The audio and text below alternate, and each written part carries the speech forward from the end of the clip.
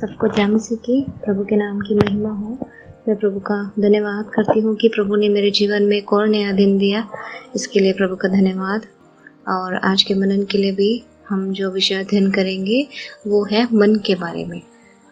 जो बाइबल है हमें मन के विषय में क्या कुछ बताती है, आज हम इन बातों को देखते हुए आज का मनन करेंगे। सबसे पहले हम यिर्मयाह की किताब निकालेंगे, उसका 17 अध्याय और उसका 9 पद। उसमें इस प्रकार से लिखा है कि मन तो सबसे अधिक धोखा देने वाला होता है, उसमें असाध्य रोग लगा है, उसका भेद कौन समझ सकता है। इसमें लिखा है कि मन तो सबसे अधिक धोखा देने वाला है। हमारा जो मन है वो हमें ही धोखा देता है, हमारे ही विरोध में कार्य करता है। और एक और पद है कि यानी कि अगर हमारा मन धोखा देने वाला है तो हमें इसका क्या करना चाहिए। हमें हमारे मन की रक्षा करनी चाहिए।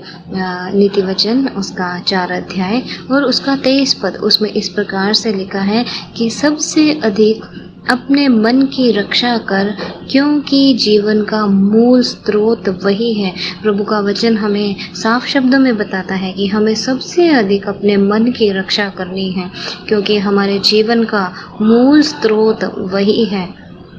और नीति वचन यदि आगे के अध्याय में पढ़े, 16 अध्याय उसके 32 पद में इस प्रकार से लिखा है कि अपने मन को वश में रखना नगर को जीत लेने से उत्तम है।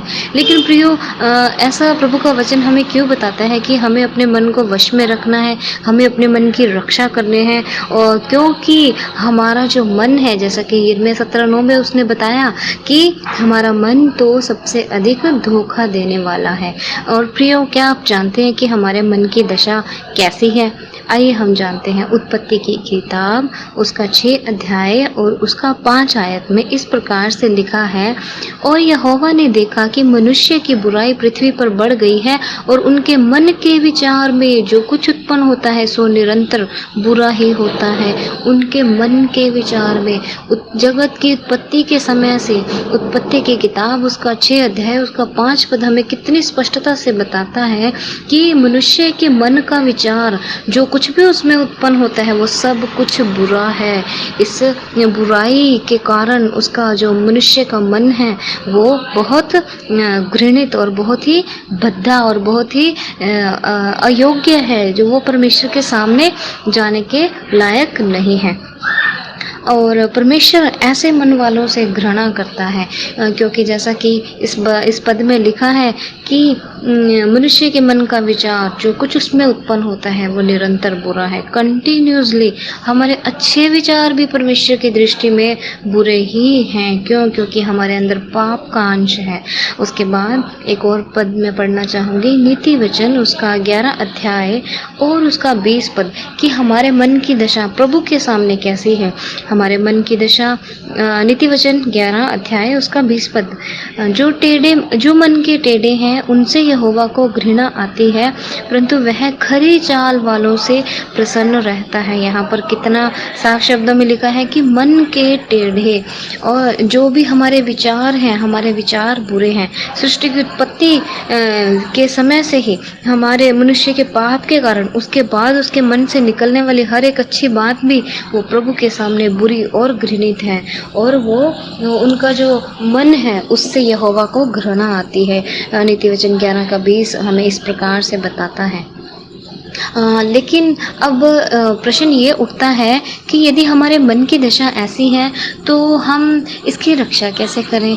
हम इसकी रक्षा नहीं कर सकते हैं, क्योंकि ये हमारे बस की बात नहीं है। लेकिन प्रियो, परमेश्वर हमारे मन की रक्षा कर सकता है, और इस परमेश्वर की सुरक्षा को अपने जीवन में लाने के लिए हमें 2 काम को करना है। सबसे पहले प्रार्थना और दूसरा है वचन। प्रार्थना और वचन 2 ऐसे हथियार हैं जिसके द्वारा आप अपने मन पर विजय पा सकते हैं। जैसा कि हमने ऊपर की पंक्ति में पढ़ा था, उसमें लिखा है कि मन को वश में रखना नगर को जीत लेने से उत्तम है। हम अपने मन को वश में रख सकते हैं प्रार्थना और वचन करने के द्वारा। आइए हम इस बात को भी समझेंगे। भजन संहिता उसका 119 अध्याय और उसका 11 पद, उसमें ऐसा लिखा है माफ़ करना, भजन संहिता 51 उसका 10 पद, उसमें ऐसा लिखा है, जो वचन पर मन लगाता है वह कल्याण पाता है और जो यहोवा पर भरोसा रखता है वह धन्य होता है। यहाँ पर कितना साफ शब्दों में लिखा है, जो वचन पर मन लगाता है वो कल्याण पाता है। कौन सा कल्याण? जो वो जीवन को पाता है, जो पाप के कारण जो उसका घृणित, जो उसका मन परमेश्वर के सामने, प्रभु को उसका मन को देखकर घृणा आती है, लेकिन इसमें ऐसा लिखा है, जो वचन पर मन लगाता है वो कल्याण को पाता है, उसके जीवन में कल्याण आता है और जो कोई यहोवा पर भरोसा रखता है वह धन्य होता है। कितनी अच्छी बात लिखी है। उसके बाद एक और पद है, भजन संहिता 119 उसका 11, उसमें लिखा है, मैंने तेरे वचन को अपने हृदय में रख छोड़ा है, हृदय में रख छोड़ा है कि तेरे विरुद्ध पाप ना करूं। अब अपने हृदय में परमेश्वर के वचन को यदि आप रखेंगे तो आप अपने मन को परमेश्वर की ओर लगा पाएंगे और आप किसी भी पाप को नहीं करेंगे और आपके मन से जो बातें निकलेंगी वो अच्छी बातें निकलेंगी, उसमें से बुराई नहीं निकलेगी। और जो जैसे मैंने बताया था कि 2 बातें हमको करना है, ये जो दोनों रेफरेंस थे, भजन संहिता 51 का 10 और नीति वचन 16 का 20, इन दोनों ही पदों के अंदर ऐसा लिखा है कि वचन पर मन लगाने से हमारे जीवन में कल्याण आता है। और दूसरी बात है कि हमारा जीवन प्रार्थना का जीवन होना चाहिए। अब देखिए, हम दाऊद की प्रार्थना के विषय में थोड़ा सा मनन करेंगे। भजन संहिता 51 उसके 10 पद में दाऊद जब पाप में गिरने के कारण पश्चाताप करता है, तब वो अपने शब्दों को परमेश्वर के सामने ऐसे बोलता है। भजन संहिता 51:10, हे परमेश्वर, मेरे अंदर शुद्ध मन उत्पन्न कर और मेरे अंदर स्थिर आत्मा नए सिरे से उत्पन्न कर। यहाँ पर लिखा है, हे परमेश्वर, मेरे अंदर शुद्ध मन उत्पन्न कर। हमारा मन परमेश्वर के सामने शुद्ध नहीं है, लेकिन एक व्यक्ति जो अपने आप को परमेश्वर के सन्मुख लेके जाता है और स्वीकार करता है कि प्रभु मैं पापी हूँ और आप मेरे उद्धारकर्ता परमेश्वर हैं, उस मनुष्य के अंदर जब पवित्र आत्मा आता है और जब उसका उद्धार होता है, उसके मन को परमेश्वर नया कर देता है।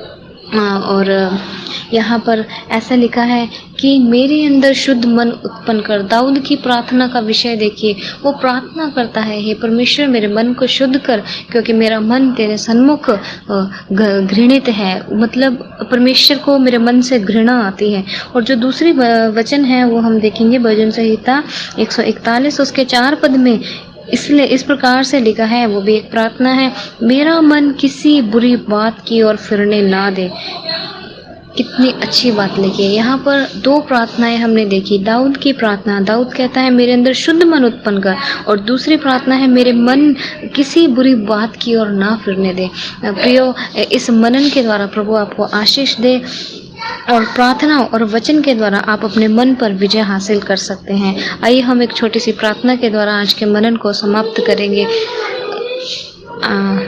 हमारे स्वर्गीय पिता, हम आपका बहुत ही धन्यवाद करते हैं प्रभु, आज के दिन और इस सुंदर समय के लिए। प्रभु हम अपने मनों को आपके सन्मुख लेके आते हैं प्रभु। हमारे मन से निकलने वाली सब बातें बुरी और व्यर्थ हैं प्रभु, वो आपके मन को और आपको घृणित लगती हैं प्रभु। आप हमें क्षमा कीजिए प्रभु, हमारे पापों को क्षमा कर, हमारे अंदर शुद्ध मन उत्पन्न कर प्रभु। जितने लोग इस वचन को सुनते हैं, आप उनको ये वचन आशीष करके देना। सारी बातों में आदर महिमा आपके नाम को देते हुए इस प्रार्थना और विनती को हमारे उद्धारकर्ता प्रभु यीशु मसीह के नाम से मांगते हैं, आमीन।